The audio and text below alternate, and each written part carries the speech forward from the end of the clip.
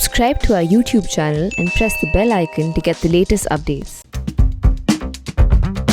Narendra Modi and Amit Shah have come a long way in their political careers. There's much that they have learned, whether it's about winning over voters, about strategic electoral management, about spreading the party's reach and footprint to areas where the party did not exist earlier, or of course about governance. But there's one thing that the duo has not learned, and that is how to take everybody along, how to take especially your allies along. Now, the immediate trigger for me saying this, of course, as everybody knows, is the Shiromani Akali Dal's decision to step out of the NDA, to break ranks with the NDA over the three controversial farm laws. Now, let me put this at the very outset. I do think the farm laws were necessary. It's a reform whose time had come. However, the point here is not that. The point is that Modi and Amit Shah need to know how to tackle their allies. They need to shed their hubris and know that it's important to reach out to allies, to pacify them, to take them in confidence before taking decisions, and to know how to be able to allay their fears. This isn't the first ally that has stepped out of the NDA. The list has been long. Let's start from the beginning. This is even before Narendra Modi came to power. Nitish Kumar had parted ways with the NDA after many, many years.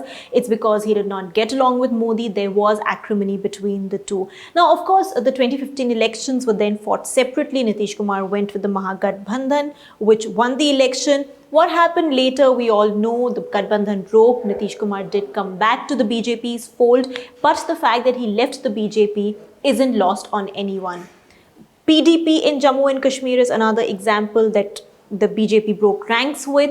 Then there is the Ahom Gana Parishad in Assam, which quit the BJP in 2019 January. It again came back to the BJP before the Lok Sabha elections. But it quit the BJP because it was uncomfortable, and rightfully so, with the BJP's aggressive push for the Citizenship Amendment Bill, which really shakes the entire premise of the existence of AGP. So then there was AGP that quit the BJP. Then, of course, we know what happened to the Shiv Sena in Maharashtra. This is after last year's elections. There was tussle over the CM chair. Shiv Sena was being a bit unfair in wanting what it wanted. However, again, what Modi and Amit Shah needed to know the art of, needed to know the skill of, was to make your ally sit down, to pacify your ally, and to tell your ally that, look, we are willing to give you an inch more than we think we should.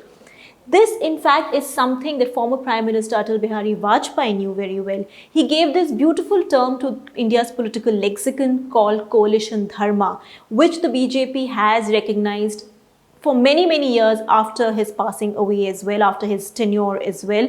But this is something that Amit Shah and Modi have not learnt. They have, of course, taken the party to greater heights electorally, politically, in terms of optics than what Vajpayee and Advani could. But the one area where the party has regressed is, in fact, its ability to take its allies together. Now, this is the kind of politics, this is the kind of style of functioning that Amit Shah and Modi practice. It's my way or the highway, and that's something we've seen not just with allies, that's something in Parliament, the way they bulldoze through bills, the way they refuse to send bills to standing committees or select committees despite the opposition's demand, and the way they're unable to take the opposition along, rival parties along, for many, many crucial policy decisions. However, opposition, rivals are one thing, allies are quite another. Now, one might ask, why do you even need allies when the BJP is doing so well without them? Why do you need allies when Amit Shah and Modi are managing to win election after election and the allies are in fact just peripheral to their wins? Well, that is because it's not always that the BJP will get 300 plus seats in Lok Sabha. It's not always that the BJP will remain on top. The allies may seem redundant now, but it is these very allies that become crucial and that will become crucial when the BJP is on its way down. The peak that the BJP has reached today, there is going to be an inevitable fall after that. That is in politics, which is a circle that's bound to happen. Nobody can keep winning elections. And that is when these allies, whether it's the Akali Dal, whether it's the AGP, whether it's the TDP, whether it's the PDP, whether it's the Shiv Sena, all these allies will become important. More so because when these allies come together with the other opposition parties in these respective states, they can pose a serious challenge to the BJP when it is in difficult turf, when it is going through a difficult phase.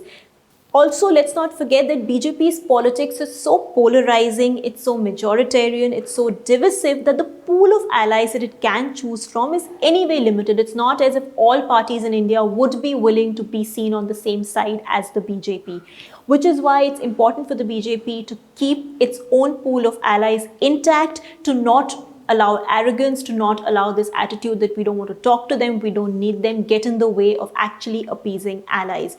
Moreover, also important to remember is that nobody wants to quite side with the losing side. It's only loyal allies that will remain with you even when you're not doing well. Now, in BJP's case, a lot of allies come back to their fold only because they can see that the BJP is doing well. Would the AGP have come back to the BJP if the BJP did not seem like it would win the last Lok Sabha elections and do well in Assam? Well, that's really debatable, and that is also highly questionable. That perhaps would not have happened, which is why when the BJP is doing well, it needs to show to its allies that it cares for them. It needs to win their loyalty so that when it's not doing well, these allies remain with the BJP. You know, as the cliche goes, always be nice to people on your way up because you're bound to meet them on your way down.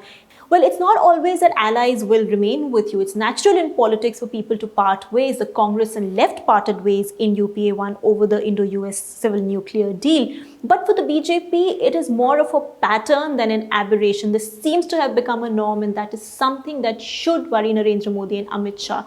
Narendra Modi, being the astute politician that he is, and Amit Shah, the Chanakya that he claims to be, together, it's not that they do not realize the importance of allies. They do, especially because when the ally leaves them, they're not sure whether the ally will come back. So given the astuteness that these two have, they do recognize the importance of allies. It's just that at times power gets to your head, makes you delusional that you don't need them going forward. And that is something that the two need to get rid of. They need to understand that allies, if not today, will certainly be absolutely crucial tomorrow. Do log on to our website, theprint.in, to read more in my column, Politrix.